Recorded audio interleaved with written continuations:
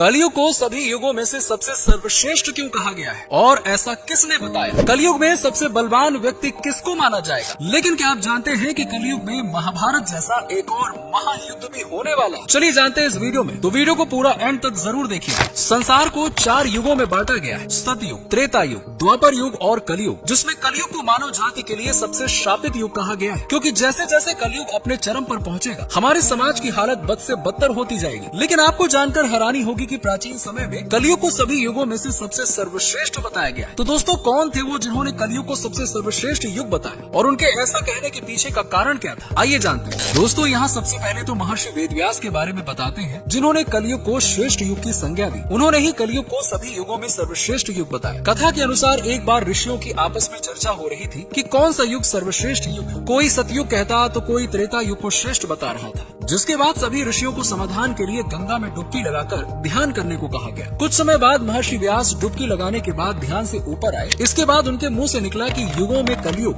वर्ण में शूद्र और इंसानों में स्त्री श्रेष्ठ है। महर्षि व्यास के इस कथन से सभी शिष्य आश्चर्यचकित होकर आपस में बातें करने लगे कि ऐसा क्यों कहा जा रहा है, क्योंकि सबसे शापित युग कलयुग और जातियों में ब्राह्मण ही श्रेष्ठ है। तो फिर ये व्यास जी कौन सा मंत्र का जाप कर रहे हैं? सभी ऋषि इसी पर सोच विचार कर रहे थे कि तभी महर्षि एक बार फिर से नदी में डुबकी लगाते हैं और फिर से बाहर निकलने के बाद कलयुग को ही श्रेष्ठ युग बताते हैं। ऐसा कहने के बाद महर्षि अपने कुटिया में चले जाते हैं। महर्षि के कुटिया में जाने के बाद शिष्य भी उनके पीछे पीछे कुटिया में प्रवेश करते हैं और कहते हैं कि महर्षि, हम आपके पास एक समस्या के समाधान के लिए आए थे, लेकिन आप नदी में डुबकी लगाते समय जिस मंत्र का जाप कर रहे थे उस मंत्र ने हम सभी को आश्चर्य में डाल दिया कि आखिर कलयुग सभी युगों में श्रेष्ठ कैसे हुआ? कृपया करके आप इसका जवाब दीजिए। इस पर महर्षि व्यास जी ने कहा कि हे ऋषिगण, इसमें असमंजस की क्या बात है? मैंने जो भी कहा सत्य कहा। मनुष्य को जो फल सतयुग में 10 वर्ष में तप करने पर मिलता है, वही फल मनुष्य को त्रेता में 1 वर्ष, द्वापर में 1 महीने में और कलयुग में 1 दिन में मिल जाएगा। इसी तरह से जो फल सतयुग में त्याग, त्रेता में यज्ञ, द्वापर में देवार्चन से प्राप्त होता है, वही फल मनुष्य कलयुग में प्रभु के कीर्तन और भक्ति मात्र से ही प्राप्त कर लेगा। दरअसल कलयुग को ये वरदान प्राप्त है कि कलयुग में सिर्फ श्री हरि का नाम जाप लेने से मनुष्य का कल्याण निश्चित है। उसे मुक्ति के लिए अन्य किसी भी साधन की आवश्यकता नहीं। इसीलिए मैंने कलयुग को श्रेष्ठ कहा है। इतना सुनते ही ऋषिगण वेद व्यास जी से कहते हैं कि महर्षि, हमने आपको नदी में दूसरी बार डुबकी लगाते हुए सुना था कि कलयुग में शूद्र श्रेष्ठ है। आखिर ये संभव कैसे है? समाज का सबसे निम्न वर्ग श्रेष्ठ कैसे हो सकता है? इस पर महर्षि वेद व्यास कहते हैं कि पहले ब्राह्मणों को ब्रह्मचर्य का पालन करना होता था, जिसके बाद वो अनुशासन और मर्यादा में रहते हुए मंत्रों और वेद शास्त्रों का अध्ययन करते थे। इसके बाद वो अन्य वर्णों को धर्म का ज्ञान देते थे। इस तरह प्रत्येक ब्राह्मण अपने कर्म का पालन करते हुए उच्च पद को प्राप्त होते थे। लेकिन कलयुग में ब्राह्मणों के अंदर ये गुण देखने को नहीं मिलेगा, इसीलिए ब्राह्मण उच्च पद को प्राप्त नहीं होंगे। लेकिन शूद्र में पहले से ही ब्रह्मचर्य और शास्त्रों के अध्ययन का नियम लागू नहीं होता, इसीलिए कलयुग में जो शूद्र होंगे वो सेवा भाव के बल पर उच्च पद को अर्जित कर लेंगे। इसीलिए मैंने शूद्र को कलयुग में श्रेष्ठ कहा। दोस्तों, कथा के बाद वेद व्यास केवल यही नहीं रुके। उन्होंने कहा कि जो पुरुष अपने गुण रूपी जल से कलयुग में अपने समस्त पापों को धो डालेगा,